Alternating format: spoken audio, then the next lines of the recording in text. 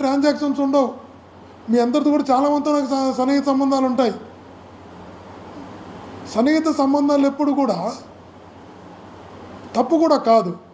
ఈరోజు ఆ వెంకటేశ్వర నాయుడు అనే వ్యక్తి హైదరాబాద్కు పోతే నాతో సన్నిహితంగా ఉంటాడని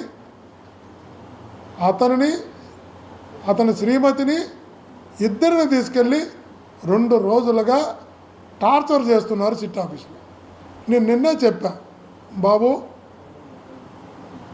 ఏమి లేని దాని గురించి, ఏ తప్పు చేయని దాని గురించి, ఏ సంబంధం లేని దాని గురించి మీకు ఏదైనా నన్ను ఇబ్బంది పెడితే, నన్ను జైల్లో పెడితే, నా మీద కేసు పెడితే మీకు సంతృప్తి కలుగుతుందంటే ఖచ్చితంగా చేయండి. ఎవరినంటే వాళ్ళని చిన్న చిన్న ప్రాణాలను ఇబ్బంది పెట్టొద్దని నిన్న చెప్పా, ఇప్పుడు కూడా చెప్తున్నా. మీరు ఏదైనా మీ తృప్తి కోసమో, మిమ్మల్ని మీకున్నటువంటి ఇతరులను తృప్తిపరచడం కోసమో మీరు ఏదైనా చేయాలంటే ఖచ్చితంగా చేయండి. ఫేస్ చేస్తాం. న్యాయం ఉంది, న్యాయస్థానం ఉంది. న్యాయస్థానంలోకి వెళ్ళి న్యాయం కోరుకుంటాం, న్యాయం జరుగుతుంది. కానీ మీరేం చేస్తున్నారు? అమాయకులను తీసుకెళ్ళి, ఏ సంబంధంలో తీసుకెళ్ళి నాతో సన్నిహితంగా ఉంటారని ఒకే ఒక ఆలోచనతో తీసుకెళ్ళి 2 రోజులుగా సిట్ ఆఫీసులో పెట్టి టార్చర్ చేస్తున్నారు. కొంచెం బెదిరిస్తారంట, కొంచెం ఆఫర్ ఇస్తారంట. అసలు నాకు అర్థం కావాలా. బెదిరింపులు ఎలా ఉంటాయంటే లోపలేసి తోముతాం, జైల్లో ఉంటాం, జైల్లో పెడతాం. ఈ కేసుతో నీకు సంబంధం లేకపోవచ్చు, ఈ లెక్కర్ కేసుతో సంబంధం నువ్వు కానీ సంతకం పెట్టకపోతే నా దగ్గర కొన్ని 100 కేసులు ఐవాల్ ఇన్వెస్టిగేషన్లో ఉన్నాయి, వాటిలో నీ పేరు కలుపుతాం, శాశ్వతంగా ఏదో ఒక దీంట్లో పెట్టి జైల్లో పెడతాం, నిన్ను బయటికి రాని. ఒకవైపు ఏమో అలా బెదిరిస్తారంట, మళ్ళా వస్తారంట. నీకెందుకు గవర్నమెంట్తో మాట్లాడి నీకు వర్క్లు ఇప్పిస్తాం, నీకేమైనా డబ్బులు కావాలంటే గవర్నమెంట్తో మాట్లాడి డబ్బులు ఇప్పిస్తాం, నీకు ఏదైనా కావాలంటే చెప్పు గవర్నమెంట్తో మాట్లాడి గవర్నమెంట్లో నీ చెప్పి అరేంజ్ చేస్తాం అని ఒక పక్క ప్రలోభ పెడతారు, ఒక పక్క బెదిరిస్తారు. అతను చెప్తున్నది నాకు ఏ సంబంధం లేనటువంటి దాన్ని, ఎక్కడా ఇన్వాల్వ్ కానటువంటి దాన్ని మీరు ఇలా తీసుకొచ్చి కొంచెం బెదిరిస్తున్నారు, కొంచెంసేపు ఆశ పెడుతున్నారు, ఇన్ని రకాల ప్రయోగాలు చేస్తున్నారు. ఇది ధర్మమా అని అతను అడిగినప్పుడు బల్లలేసి దబ్బ నా కొల్లా శ్రీనివాస్ అనే అతను బల్లలను దబా కొడుతున్నాడంట, అరుస్తున్నాడంట, రచ్చ చేస్తున్నాడంట. సంతకం పెడతావా పెట్టవా లెక్కరికి వచ్చే చెవిరెడ్డికి సంబంధం ఉందని. ఎందుకు బాబు నీకు తప్పనే ఏంది శ్రీనివాస్ గారు? నువ్వు ఒక ఆఫీసర్, నువ్వు ఒక సీనియర్ ఆఫీసర్, నీ తప్పనేంది, నీ తాపత్రయమేంది, నీ బాధ ఏంది, నువ్వు చివరికి నీ గోల్ ఏంటి, నువ్వు సాధించాలనుకుంటున్నది ఏంటి? అట్లా అమాయకులను, ఏమీ తెలియని వాళ్ళని బెదిరించి, భయపెట్టి, బల్లలు కొట్టి, అరిసి, రచ్చ చేసి చివరికి నువ్వేం సాధించాలనుకుంటున్నావు? తప్పుడు కేసులు పెట్టి ఎక్కడికి వెళ్తున్నావు కొల్లి శ్రీనివాస్ గారు? మీకు అందుకైనా మీరు చదువుకున్నది, అందుకైనా ఉన్నత ఉద్యోగంలోకి వచ్చింది. తప్పుడు కేసులు పెట్టి సంతోషించడానికే. ఎక్కడికి వెళుతున్నారో అర్థం కావడం లేదు శ్రీనివాస్ గారు. ఈరోజు చెప్తున్నా మళ్ళా కూడా నీకు, బాబు నీకు ఎందుకు ఇంత తపన? నీకైతే నిజంగా వాళ్ళందరినీ ఇబ్బంది పెట్టాలనుకుంటున్నది, నన్ను అరెస్ట్ చేయడానికైతే నన్ను అరెస్ట్ చేసుకోండి, నీకు ఇబ్బంది లేదు అంటున్నాను కదా. మీరు ఆలోచించండి, మీరు ఎక్కడికి వెళ్తున్నారో ఆలోచించండి. ఇవన్నీ మిమ్మల్ని వెంటాడవా అని అడుగుతున్నా. కనీసం నీ చుట్టూ ఉన్నటువంటి వాళ్ళు, నీతో చుట్టులో ఉన్నటువంటి వాళ్ళు, నీతో ఉన్నటువంటి సిబ్బంది కూడా నువ్వు మాట్లాడుతున్న మాటలు, నువ్వు వ్యవహరిస్తున్న తీరు చూసి అసహించుకుంటున్నారు విషయం గుర్తించుకో. వాళ్ళే చెప్తున్నారంటే చాలామంది బయటకు వచ్చి చుట్లో నుంచి వచ్చి, సార్ అసలు మా కొల్లి శ్రీనివాస్ గారు మాట్లాడుతున్న మాటలు, అతను పెడుతున్న ఒత్తిడి, అమాయకులు అతను పెడుతున్నటువంటి టార్చర్ మాకే కన్నీళ్ళు వస్తున్నాయి సార్ అని వాళ్ళే బయటకు వచ్చి చెప్తున్నారంటే ఎంతగా నీ చుట్టూ ఉన్న సిబ్బంది కూడా నీ మాటలను అసహించుకుంటున్నారన్న విషయాన్ని ఒక్కసారి గమనించు. తాత్కాలికంగా నీకు ఆనందం ఉండొచ్చు, తాత్కాలికంగా ఎవరైనా సంతృప్తిపరచచ్చు, కానీ ఒక అమాయకుడిని వేధిస్తే, ఏ సంబంధం లేనని కానీ ఇంతగా టార్చర్ చేస్తే ఖచ్చితంగా గుర్తుపెట్టుకు ఆ పాపాలు మిమ్మల్ని వెంటాడుతాయని గుర్తుంచుకో శ్రీనివాస్ గారు. నిజంగా చెప్తున్నా, ఈ పాపాలు అయితే వెంటాడుతాయి మిమ్మల్ని. మీకు నిజంగా అంతా కోరుకుంటే రండి, చేసుకోండి. ధర్మం ఉంది, న్యాయం ఉంది. నా వైపు ఖచ్చితంగా ధర్మం న్యాయం నిలబడతాయి. క్లియర్గా ఉండా మళ్ళా చెప్తున్నా, క్లియర్గా ఉండా ఖచ్చితంగా తప్పుడు కేసులతో ఇబ్బంది పెట్టాలనుకుంటే ఎదుర్కోవడానికి సిద్ధంగా ఉన్నా.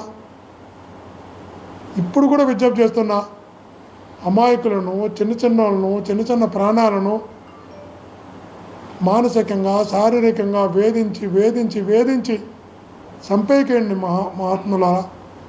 మహానుభావులారా. ఇది మంచి పద్ధతి కాదు, ఇది సంస్కారం కాదు, సభ్యత కాదు. వాస్తవాన్ని చెప్పిస్తే అర్థం ఉంది, కానీ ఒక అబద్ధాన్ని చెప్పించి ఇరికించి తప్పుడు కేసులు పెట్టాలన్నటువంటి మీ ఆలోచన మంచిది కాదు. మీ చుట్టూలో ఉన్నటువంటి మీ సిబ్బందే మీరు మాట్లాడుతున్న మాటలు, మీరు వ్యవహరిస్తున్న తీరుని అసహించుకుంటున్నారు అంటే మీరొక్కసారి మీ క్యారెక్టర్ గురించి ఆలోచించుకోండి.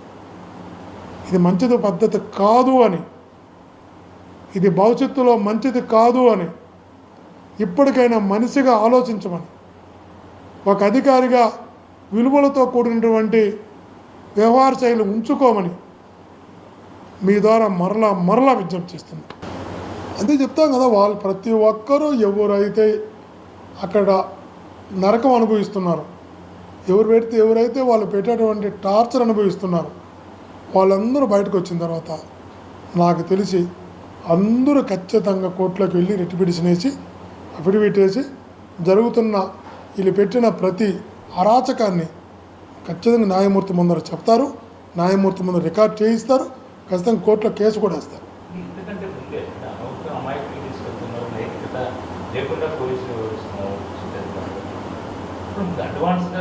మీరు చెప్పింది కరెక్టే. నైతికత లేకుండా పోలీసులు వ్యవహరించడం వల్లనే ఈ సమస్యలు వస్తున్నాయి. అలా నైతికత లేకుండా మానవీయ వీళ్ళు వదిలిపెట్టి మంచి చెడ్డ చూడకుండా ఎవరినో సంతృప్తిపరచడం కోసం, లేదు వీళ్ళు సంతృప్తిపడడం కోసం, లేదు వీళ్ళు పోస్టింగ్లు నిలబెట్టుకోవడం కోసం వీళ్ళు చేస్తున్నటువంటి ఆ కృషి ఖచ్చితంగా న్యాయస్థానాల దృష్టికి ఇప్పుడు వెళ్తాయి, రేపు వెళ్తాయి, భవిష్యత్తులో కూడా వెళతాయి. దాని ప్రభావం చాలా పరివిశానం. భవిష్యత్తులో కూడా ఆ రోజు ఇంతకు అనేక రెట్లు వీళ్ళు కూడా ఈ పెయిన్ అనుభవిస్తారు. ఆ రోజు ఖచ్చితంగా వస్తుంది కూడా. ఆ వచ్చి తీరుతుంది, అంత దాకా తెచ్చుకోవద్దని విజ్ఞప్తి చేస్తున్నా. తుడా నిర్వహిస్తున్నటువంటి అనేక పార్కులు అసాంఘిక కార్యక్రమాలకి నిలయంగా మారుతున్నాయని సాక్షాత్తు ఈనాడు ఆంధ్రజ్యోతిలో ప్రముఖంగా ప్రచురిస్తుంది. ఈనాడు ఆంధ్రజ్యోతిలోనే ఇక్కడ మిత్రులనే అడుగుతున్నా, తుడా నిర్వహిస్తున్న చిన్న పార్కులు కూడా తుడా నిర్వహణ చెయ్యక అసాంఘిక కార్యక్రమం నిలయంగా మారుతున్నాయని కంటిన్యూగా ఈనాడు ఆంధ్రజ్యోతిలో కూడా వస్తున్నాయి. అది తుడా సిబ్బంది కొరత. అందుకే తుడా స్పష్టంగా ఇచ్చింది. పంచాయతీలకు అప్పగించినప్పుడు తుమ్మలగుంటతో సహా మా దగ్గర సిబ్బంది లేరు, అభివృద్ధి చేశాము, మీరు కానీ మీరు ఎవరి చేత అయినా కానీ మీరు సంపూర్ణంగా నిర్వహించుకోండి అని తీర్మానం చేసి మరి పంచాయతీలన్నిటికీ తుడా చేసిన ప్రతి అభివృద్ధి పనిని పంచాయతీలకు అప్పగించింది. తీసుకున్న పంచాయతీలు చక్కగా నిర్వహించుకుంటున్న ప్రజలు ఉపయోగించుకుంటున్నారు. నిజంగానే బురద చల్లాలనుకుంటే వాస్తవంతో పని లేదు. నిజంగా ఉన్నట్టు చెప్పాలనుకుంటే వాస్తవాలు స్టడీ చేయాలి. నిద్రపోతున్నాన్ని లేపచ్చు, పెద్దవాళ్ళు చెప్పింది. నటిస్తున్నాడు ఎవరు లేపగలుగుతున్నాడు, నిద్రపోతున్నాడు, అది సాధ్యపడుతుంది. ఈరోజు మరలా చెప్తున్నాను, తుడా చైర్మన్గా మీకు ఇంపార్టెంట్ కూడా, తుడా చైర్మన్గా బాధ్యతలు తీసుకున్న రోజు తుడా బడ్జెట్ 26 కోట్లు. తుడా బడ్జెట్ అంతకుముందు 5 సంవత్సరాలు చూస్తే 14 నుంచి 19 వరకు 26, 27, 25, 23, 28 ఏది 30 కోట్లు ఎప్పుడు దాటలేదు. అంటే జీతాలు కూడా ఇవ్వలేని పరిస్థితి. తుడాలో ఏ రకమైనటువంటి నిధులు ప్రభుత్వం నుంచి రావు, జీతాలతో సహా ప్రభుత్వం నుంచి రావు.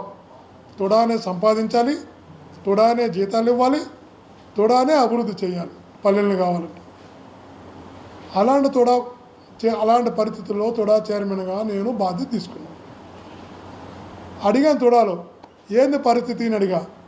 సార్ 10 సంవత్సరాలు అయింది సార్, మాకు పింఛన్కి ప్రతి సంవత్సరం కొంత అమౌంట్ తుడా డిపాజిట్ చేయాలి. ఎవరైనా ఎంప్లాయీస్ రిటైర్డ్ అయితే రిటైర్డ్ అయిన వాళ్ళకి కానీ రిటైర్డ్ కాబోయే వాళ్ళకి కానీ పింఛన్ కావాలంటే కొంత ఫిక్స్డ్ డిపాజిట్ పింఛన్ నిధి ఉండాలి. 10 సంవత్సరాలుగా నిధులు లేకుండా ఒక్క రూపాయి కూడా మా పింఛన్కి కూడా తుడా వేయలేదు సార్, ఆ పరిస్థితిలో ఉన్నాం సార్ అన్నారు.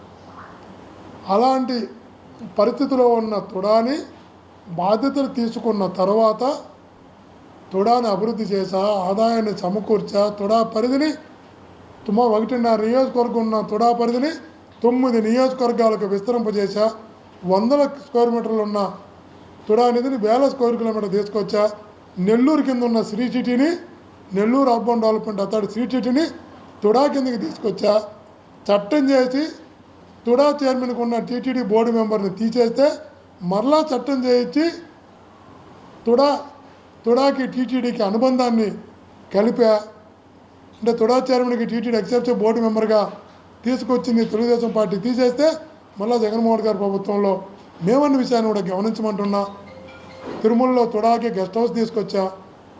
కొన్ని వేల మందికి ఎవరు ఆక్రమించుకున్న కార్పొరేట్ సెక్టర్ నుంచి తీసి కొన్ని వందల ఎకరాల్లో తుడా ద్వారా లేఅవుట్లు వేసి సామాన్యులకు ఇంటి స్థలాలు ఇప్పించా. తుడాకి ఆదాయాన్ని తీసుకొచ్చా. మున్సిపల్ కార్యాలయం కట్టుకుంటామని చెప్పి ఎయిర్ బైపాస్ రోడ్లో ఉన్నటువంటి స్థలాన్ని మున్సిపాలిటీ తీర్మానం చేసి స్వాధీనం చేసుకొని కాంపౌండర్లు కట్టుకొని ఆక్రమించుకుంటే అదే మున్సిపాలిటీ నుంచి బయటికి తీసి ఇక్కడ తుడా టవర్స్ని కట్టి తుడాకి ఆదాయం తీసుకొచ్చా. తుడా మీద వాస్తవాలతో కూడిన విచారణ జరిపి వాస్తవాలు ప్రజలకు చెప్పండి, ప్రజలకు తెలియాలి. అప్పుడే తుడాకి మేము చేసిన కష్టం, తుడాని చేసిన అభివృద్ధి, అందుకు తుడాని ద్వారా ప్రజలకు మంచి జనానికి మేము పడ్డ శ్రమ ప్రజలకు తెలియాలి. అంటే మీరు నిష్పక్షపాతంగా విచారం చేసి వాస్తవాలు చెప్పండి అని నేనే లెటర్ రాశాను. అంటే తప్పు చేసిన లెటర్ రాయుడు అన్న విషయాన్ని, తప్పు చేసిన వాడు లెటర్ రాయుడు అన్న విషయాన్ని ఒక్కసారి గమనించవలసిందిగా మీ ద్వారా విజ్ఞప్తి చేస్తున్నా. ఖచ్చితంగా కావాలని ఎవరైనా తప్పుడు నివేదికలు ఇవ్వాలని ప్రయత్నం చేస్తే ఖచ్చితంగా వీళ్ళందరూ కూడా న్యాయస్థానం ముందు దోషులుగా నిలబడుకుంటారు. ఎందుకంటే వాస్తవం అన్నది అందరికీ తెలుసు. ఏ నిబంధనలు ఎవరు ఉల్లంఘించలేదు, ఏ రకమైన అవినీతి ఎవరూ చేయలేదు. ఆ అవసరం కూడా ఎవరికి ఆ రోజు ఆ స్థాయికి దిగజాల్సిన పరిస్థితి ఎవరు రాలేదు.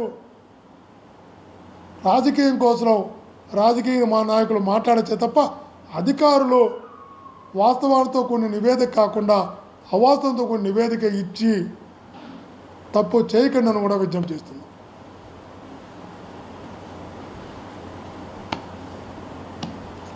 చాలమ్మా.